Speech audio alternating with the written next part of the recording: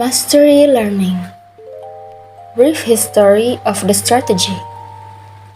Mastery learning was originally introduced by Bloom and Carroll.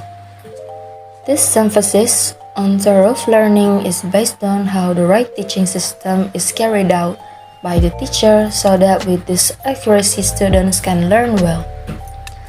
The emergence of the idea of complete learning automatically rejects the view that the success of students in learning is only determined by the height and low intelligence factor, or IQ. Key principles of the strategy. First, principle of motivation, where the teacher acts as a motivator who triggers and generates positive motives for students who carry out learning activities. Principle of setting or context.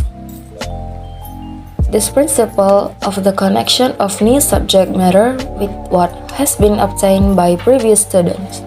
With existing acquisitions, students process new material. The principle of direction. The existence of a teaching patterns that connects all aspects of teaching. The principle of learning while working.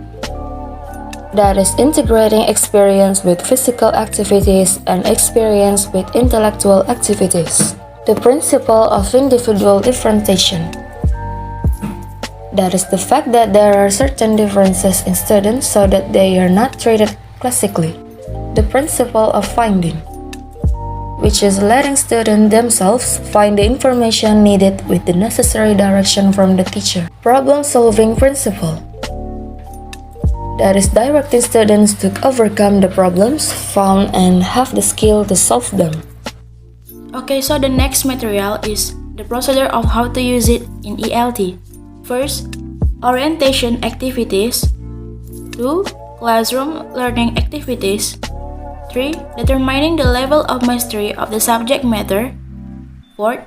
Give or report back the level of mastery achieved by each student. And the last one is check on effectiveness of the entire program. Next material is the strength of mastery learning. First, students will be more active in their learning.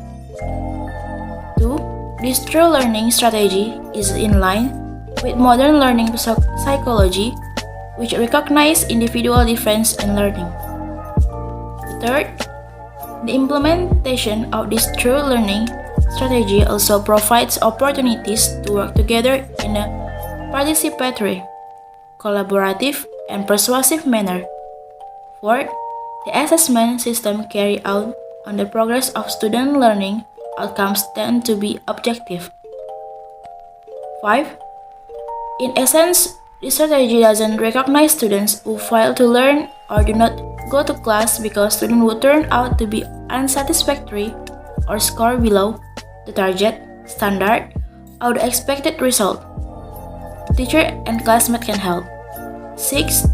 The teaching is carried out based on systemic plan, has a high degree of coherence with the teaching program outlines of each field of study. 7. This mastery learning strategy provides sufficient time according to the circumstance and needs of each student so as to enable them to learn more freely and freely. 8.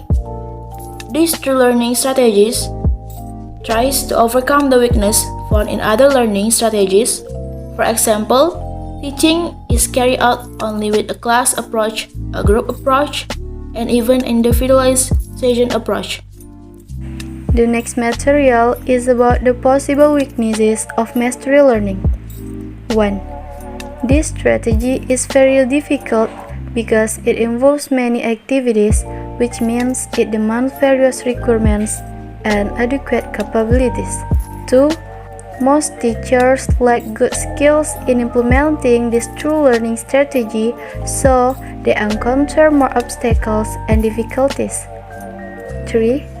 The implementation of this true learning strategy requires equipment or facilities as well as a large amount of time.